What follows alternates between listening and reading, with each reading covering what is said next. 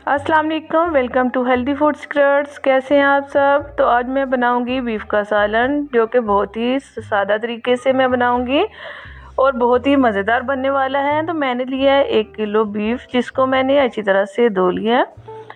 तो अब मैं इसको प्रेशर कुकर के अंदर ऐड करूंगी और इसके अंदर डालूंगी 1 प्याली हरा लहसुन। अगर आपके पास हरा लहसुन अवेलेबल नहीं तो आप खुश्क लहसुन भी इस्तेमाल कर सकते हैं।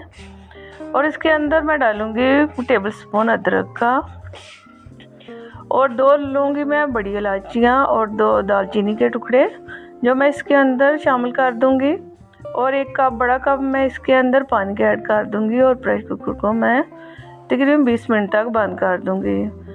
तो उसके बाद मैं कढ़ाई के अंदर 1 कप ऑयल डाल दूंगी। जब ऑयल हमारा अच्छी तरह ऑयल डालने के बाद इसके अंदर मैं डाल दूंगी थोड़ी सी काली मिर्चें और थोड़ा सा ज़ीरा। तो उसके बाद मैंने 2 बड़े साइज़ के प्याज काट लिए थे, जो मैं इसके अंदर ऐड कर दूंगी।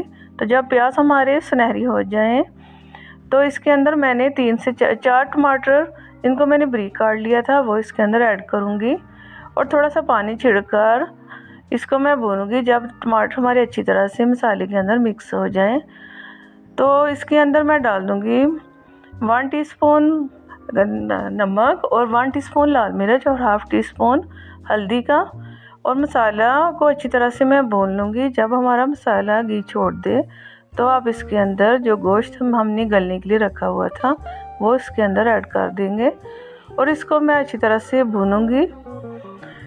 तो गोश्त हमारा माशाल्लाह से अच्छी तरह से भुन चुका है, गोश्त ने घी छोड़ दिया है। तो इसके अंदर मैं डालूँगी सौंफ, जो कुटी हुई सौंफ मैंने इसके ऊपर गार्निश की है, जिससे इसके अंदर बहुत अच्छा जायका आता है सालन के अंदर। और इसके ऊपर मैं धनिया की गार्निश करूँगी और 3 से 4 मैंने साबुत मिर्ची मैंने इसके अंदर ऐड की हैं। तो अगर आप इसके अंदर पानी ऐड करना चाहते हैं तो वो भी ऐड कर सकते हैं। तो माशाल्लाह से हमारा मज़ेदार बीफ का सालन तैयार हो चुका है।